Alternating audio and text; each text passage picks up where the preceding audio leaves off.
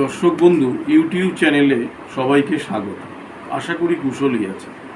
আজকে আমি বিভিন্ন ধরনের বিভিন্ন হরমোনাল ডিসঅর্ডার অনেকেরই হয়। সেক্ষেত্রে দেখা যায় অনেক মানুষ হঠাৎ করে মোটা হয়ে যাচ্ছে, অনেক ছোট ছোট বাচ্চারা দেখা যাচ্ছে হঠাৎ করে রোগা হয়ে যাচ্ছে। এবং এটা যারা একটু বয়স্ক বা ধরো যারা 40 ঊর্ধ্ব তাদের ক্ষেত্রেও দেখা যাচ্ছে হঠাৎ মোটা হয়ে যাচ্ছে বা হঠাৎ রোগা হয়ে যাচ্ছে। সেক্ষেত্রে আমি বলবো এর সঠিক রোগ নির্ণয় একমাত্র এন্ডোক্রিনোলজিস্টের কাছে যাওয়াই সমীচীন। কিন্তু যদি সম্ভব না হয় তাহলে প্রত্যন্ত গ্রামাঞ্চলের মানুষদের আমি বলবো 2 দিন সময় নিয়েও এন্ডোক্রিনোলজিস্টকে দেখানো অবশ্যই কর্তব্য। আরেকটা বিষয় বলবো, অনেকে সুগারের ক্ষেত্রে অনেক রকম সমস্যার সম্মুখীন হতে হয়। তাদেরকে আমি একটাই অনুরোধ করব, সুগারের একমাত্র রোগ নিরাময় হচ্ছে সকালে প্রাতঃকালে উঠে অন্তত 30 থেকে 40 মিনিট হাঁটা এবং সন্ধেবেলায় 30 থেকে 40 মিনিট হাঁটা।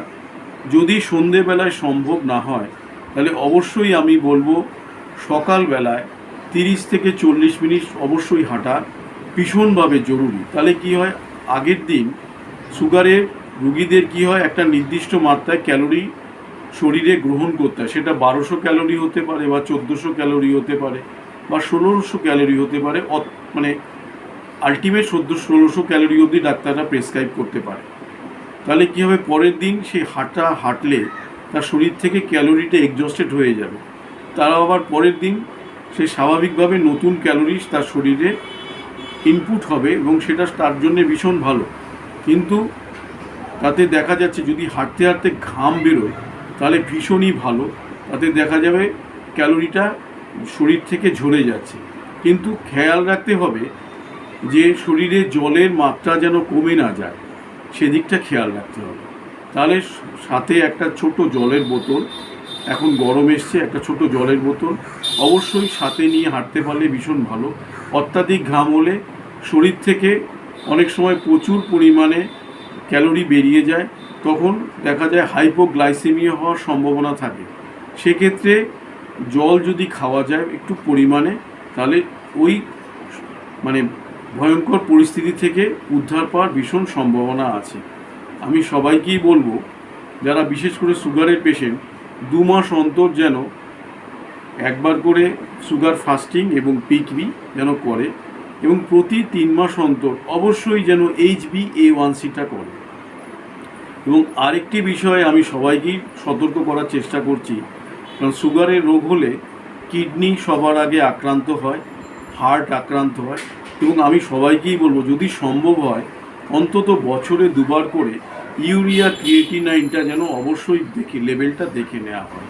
এবং HbA1c প্রতি 3 মাস অন্তর যদি সম্ভব হয়, 3 মাস সম্ভব না হলে 6 মাস অন্তর যেন অবশ্যই HbA1cটা টেস্ট করা হয়।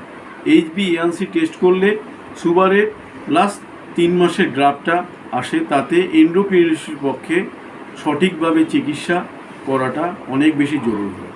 এবং সুগারের পেশেন্টদের ক্ষেত্রে আমি আরেকটি অনুরোধ করব, তাদের লাইফস্টাইলটা যেন এবং পরিবর্তন, তার লাইফস্টাইল বলতে কী হয়, খাদ্যের তালিকায় অবশ্যই রেড মিটটা বাদ দিতে হবে।